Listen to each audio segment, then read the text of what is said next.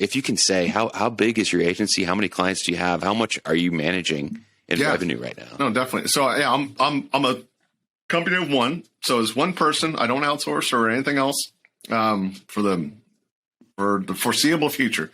I average, so my client list is 10 to 12 clients. That's my butter zone. I manage 15 to 18 brands. Most clients have more than one brand, which is fine. It's cool because it's different categories. I pulled some stats today. My average tenure with my clients is 1.9 years. And my average monthly sales for my clients is $54,062 or something like that. Wow. And so, I'm in, manage millions. But some clients are smaller, some clients are bigger. So that's an average number on that stuff. And, so you know what, but I protect myself and my time with each client too. It's an interview process. I like 10 both ways. Yeah. Yeah. It's an interview process both ways. Right. So, I'm not, I just don't take everybody and anybody. I'm not here to take your money. I'm here to grow your sales. If we both make money at the end of the process, we're both going to be happy and the customer's going to be happy. So, I learned 10 to 20 ASINs is a good butter zone for me.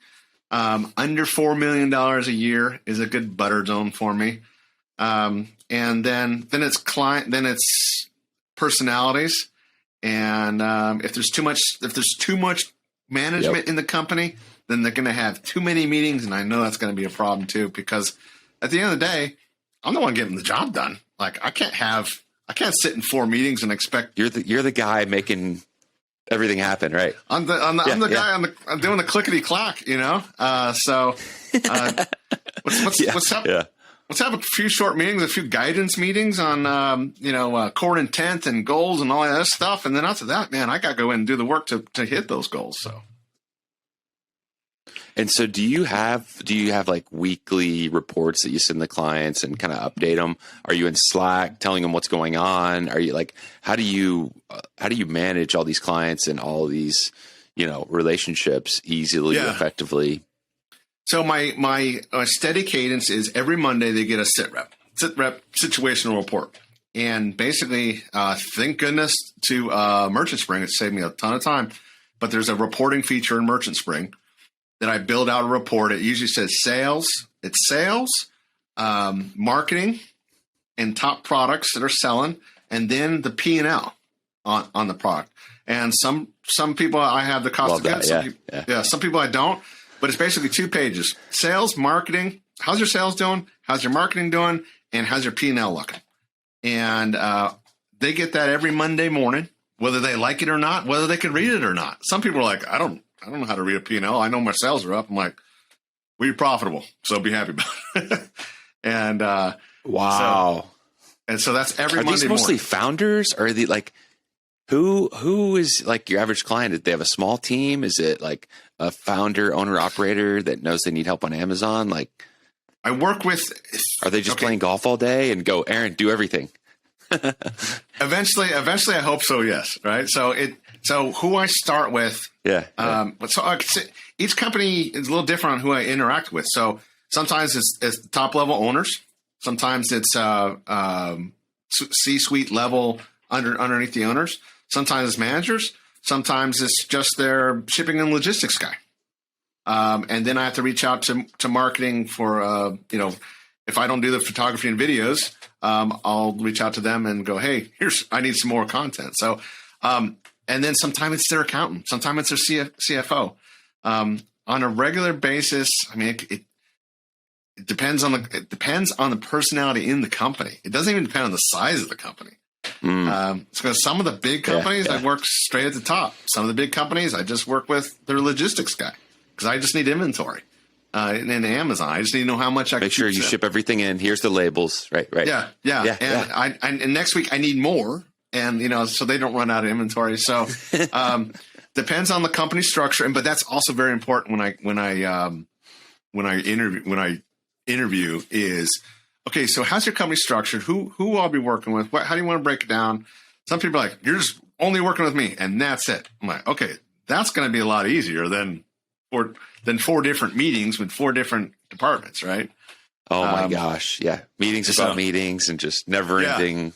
Yeah. And then all of a sudden your week fills up. So one of my clients I have on Slack, Slack's not my favorite thing because it kind of interrupts the day when it can, but for the most part, for the right client, it gets work done faster because I get answered faster. So, other than that, the onboarding process is simple. You're going to tell me, I'm going to shut up and listen, and you're going to tell me, whether you know it or not, all your problems that you hate about Amazon that you want fixed. And it's up to me to figure out That's that easy, one. right?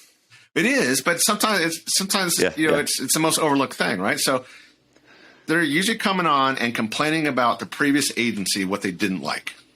Okay, so that's one. And so, and I'm sitting here, I'm freaking taking notes, going, okay, all right, because I'm like, don't do what the previous agency did. Step 1, okay? So, and then after that, what did the previous agency do good? Okay. Make sure it flows pretty similar to that. Don't change it too much, okay? Right. You know, all right? So that's not rocket science. And then after that, do you want to grow, maintain, or massively, or 10x?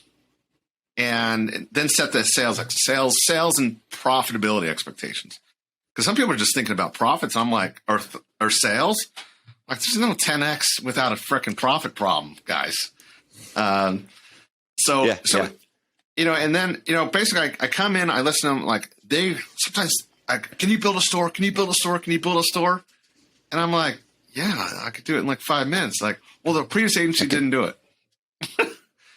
And, you're like, no problem. Yeah. So I'm like, okay, so come in, I build a store first. Like, get all with the client, get that stuff that they just wanted freaking done in the first place. Do it better than the other person that was managing it. Right. And not that hard, but people think in their own way, right?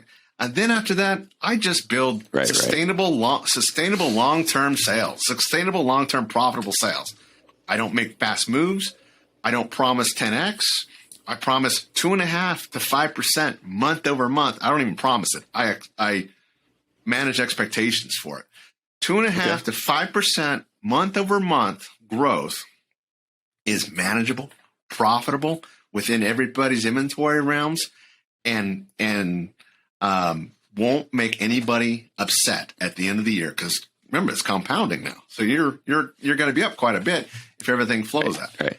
Some months are going to be up 20%. Some months are going to be down 10%. But as long as you have that average going, everybody's going to be happy, and it's sustainable, profitable. Boom, just keep it going, and that's it. So take care of the customers or the client's concerns, questions, problems, issues. Bang that out first. Then get back into the Amazon game and make them some money.